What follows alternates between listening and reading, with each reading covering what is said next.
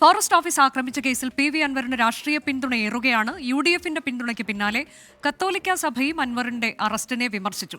Arrest പ്രതികാര നടപടിയെന്ന് പ്രതിപക്ഷ നേതാവും ജനങ്ങൾക്ക് ഉൾക്കൊള്ളാൻ കഴിയാത്ത അറസ്റ്റ് രീതിയെന്ന് PK കുഞ്ഞാലിക്കുട്ടിയും പ്രതികരിച്ചു. എന്നാൽ അറസ്റ്റിനെ ന്യായീകരിക്കുകയാണ് സർക്കാരും LDFും.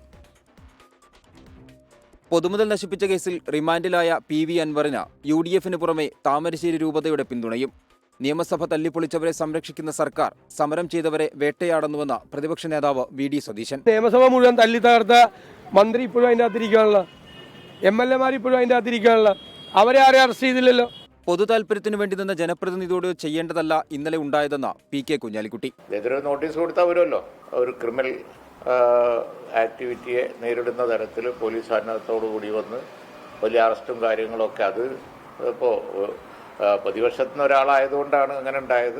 അൻവറിന്റെ അറസ്റ്റിനെതിരെ കത്തോലിക്ക സഭയും രംഗത്തെത്തിയത് ശ്രദ്ധേയമായി. കർഷക സമൂഹത്തോടുള്ള വെല്ലുവിളിയാണ് അറസ്റ്റെന്ന താമരശ്ശേരി ബിഷപ്പ് മാർ റെമിജിയോസ് ഇഞ്ചനാനിയിൽ.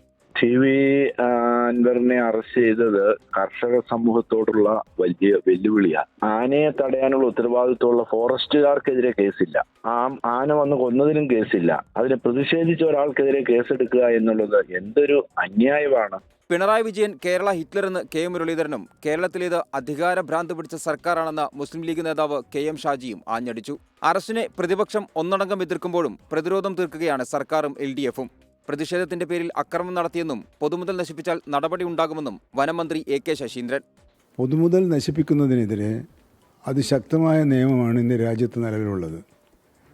ആ നിയമത്തിൻ്റെ അടിസ്ഥാനത്തിൽ പോലീസ് സ്വാഭാവികമായ നിയമാനുസൃതമായ നടപടി സ്വീകരിക്കുക മാത്രമാണ് ശ്രമിച്ചിട്ടുള്ളത്. അൻവറിന്റെ ജാഥയ്ക്ക് ആളില്ലാത്തതിനാൽ അത് അവസാനിപ്പിക്കാൻ കണ്ടെത്തിയ മാർഗമാണ് DF ഓഫീസ് പ്രതിഷേധമെന്ന് CPIM മലപ്പുറം ജില്ലാ സെക്രട്ടറി VP അനിൽ പ്രതികരിച്ചു. നിയമം നിയമത്തിന്റെ വഴിക്ക് പോകുമെന്ന് CPIM നേതാവ് EP ജയരാജൻ പറഞ്ഞു.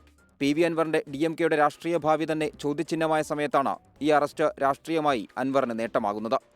24 മലപ്പുറം.